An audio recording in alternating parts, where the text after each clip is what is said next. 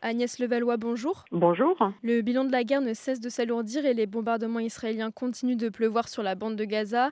On a du mal à imaginer une fin du conflit, mais quelles sont les solutions possibles pour parvenir à un cessez-le-feu? Le cessez-le-feu ne pourrait être obtenu, me semble-t-il, que par une forte pression exercée par les Américains sur le gouvernement de Netanyahou, puisqu'on voit que c'est le seul acteur qui aujourd'hui peut véritablement essayer, en tous les cas, de peser sur le gouvernement israélien.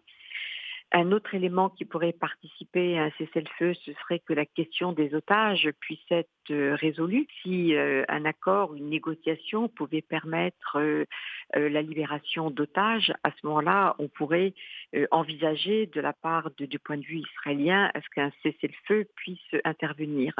Mais en dehors de ces deux éléments, on ne voit pas très bien ce qui pourrait mettre un fin à cette offensive israélienne, puisque les objectifs militaires affichés sont extrêmement ambitieux, puisqu'il s'agit de détruire toutes les infrastructures du Hamas et tous les combattants, et on ne voit pas concrètement comment cela peut être obtenu, à moins de considérer que la guerre puisse durer des mois et des mois. Lui, le Premier ministre israélien Benjamin Netanyahou a refusé un cessez-le-feu à Gaza ce mardi, malgré de nombreux appels d'institutions et d'ONG. Quelle est sa stratégie ici? La stratégie de Netanyahou, me semble-t-il, c'est une stratégie jusqu'au boutiste, c'est-à-dire de montrer à la société israélienne traumatisée par les attaques du 7 octobre, de montrer qu'il est prêt à aller jusqu'au bout, ce jusqu'au bout étant cette idée selon laquelle il pourrait détruire toutes les infrastructures du Hamas.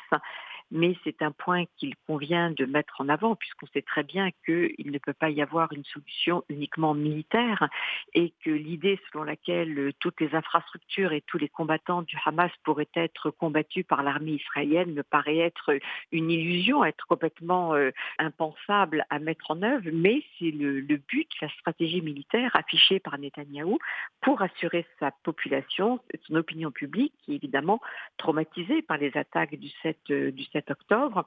Et il a besoin, alors qu'il est en difficulté sur la scène politique intérieure, de montrer qu'il ne craint pas d'aller jusqu'au bout avec ce sentiment, en tous les cas cette envie de vengeance, même si les Israéliens refusent cette expression de vengeance, on voit bien qu'on est quand même dans cette logique, alors que la population soit dans cette idée qu'il faille venger cette terrible attaque, on peut le comprendre.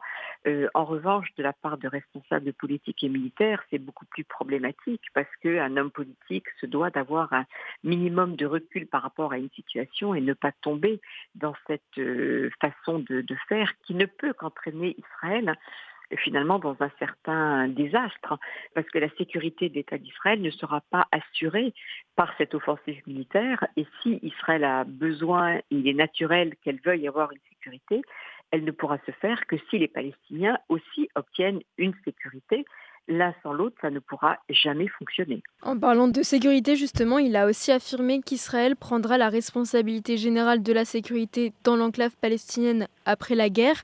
Qu'est-ce que ça signifie? Ça signifie soit qu'il entend à nouveau occuper et réoccuper la bande de Gaza comme c'était le cas jusqu'à 2005, date à laquelle l'armée israélienne s'est retirée de la bande de Gaza, ce qui me paraît un peu surprenant puisque il me semblait que Israël ne voulait plus se retrouver à gérer cette bande de Gaza qui est un territoire, comme on le sait, extrêmement peuplé avec une économie très faible puisque les Israéliens n'ont jamais permis le développement d'une économie. Donc c'est un poids finalement pour Israël plus qu'autre chose de gérer cette bande de Gaza, ou alors ça veut dire de repartir comme dans la situation telle qu'elle existait avant le 7 octobre, c'est-à-dire à nouveau mettre cette bande de Gaza sous pression, de l'enfermer à nouveau comme c'était le cas, avec une barrière de sécurité encore plus performante d'un point de vue militaire, mais on voit bien avec toutes les faiblesses que cela peut avoir.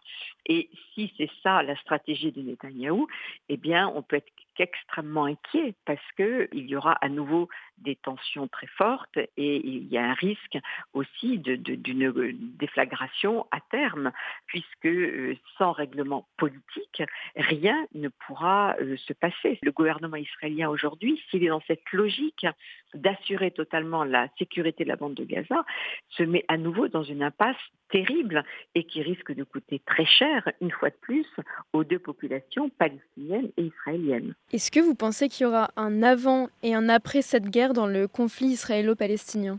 Oui, clairement, il y aura un avant et un après. On voit bien que le 7 octobre, de par l'importance de cette attaque qui a été menée par le Hamas, le traumatisme que ça a constitué auprès de la population israélienne et la violence de la riposte israélienne sur la bande de Gaza, cette bande de Gaza qui est déjà meurtrie par ces années de blocus, là est complètement détruite. Lorsque l'on voit les images, on a un territoire qui est complètement détruit avec des traumatismes. On parle beaucoup des traumatismes à juste titre de la société israélienne, mais les traumatismes de la population de Gaza sont absolument énormes et avec un risque, là encore, si on n'arrive pas à mettre sur pied une solution politique, un risque de radicalisation de la part de ces jeunes Gazaouis qui ont assisté à ces bombardements, qui en sont sortis vivants et qui risquent d'être dans un état d'esprit à la fin de cette guerre qui risque d'être absolument terrible de par la violence de ce qu'ils auront subi et de ce qu'ils ont vu pendant toute cette période au cours de laquelle il y a eu ces bombardements sans fin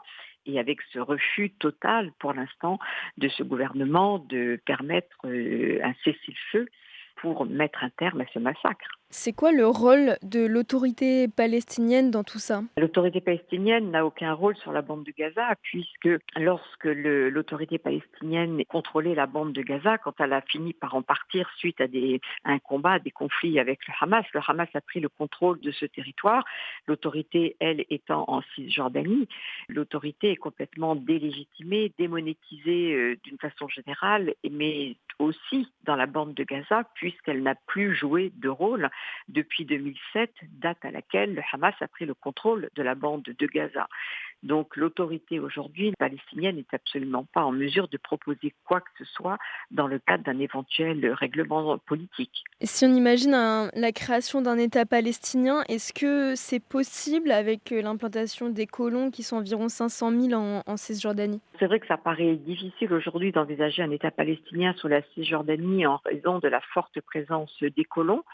Mais je crois que c'est la seule option que nous avons sur la table. La seule option, c'est qu'il y ait un État palestinien. Et donc, ça nécessite obligatoirement le départ de ces colons de Cisjordanie et de Jérusalem, qu'ils quittent ce territoire qui doit revenir, suivant les accords d'Oslo signés en 1993, qui doit revenir aux Palestiniens.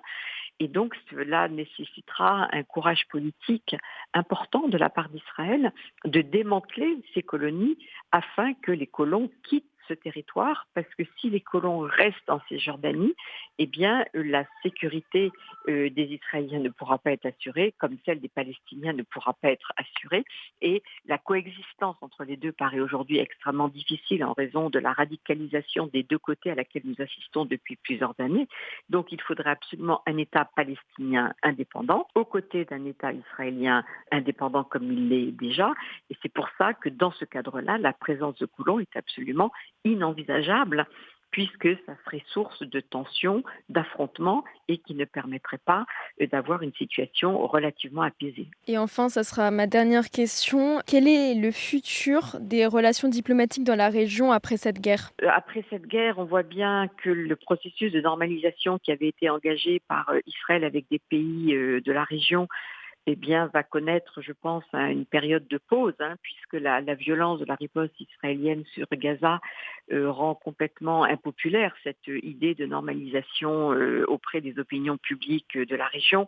Et je pense tout particulièrement à l'Arabie saoudite, qui était le processus le plus engagé pour attirer justement Riyad dans ce processus de normalisation. On voit bien que l'opinion publique en Arabie saoudite est quand même pas du tout sur la ligne de cette normalisation après ce qui s'est passé. Donc l'avenir des relations d'Israël avec la région et au-delà de la région va aussi dépendre de la façon avec laquelle Israël va mettre un terme à un moment ou un autre à cette guerre et quelles propositions ou non politiques l'État d'Israël va être capable de mettre en œuvre. S'il n'y a aucune proposition politique sur la table, je pense qu'Israël va être très isolé, puisque les images qui tournent aujourd'hui de la riposte israélienne font quand même beaucoup de dégâts de par l'ampleur qu'elle représente. Je le répète, il n'y aura pas de solution militaire dans ce conflit israélo-palestinien. Merci beaucoup Agnès Levallois. Merci à vous. Au revoir. Au revoir.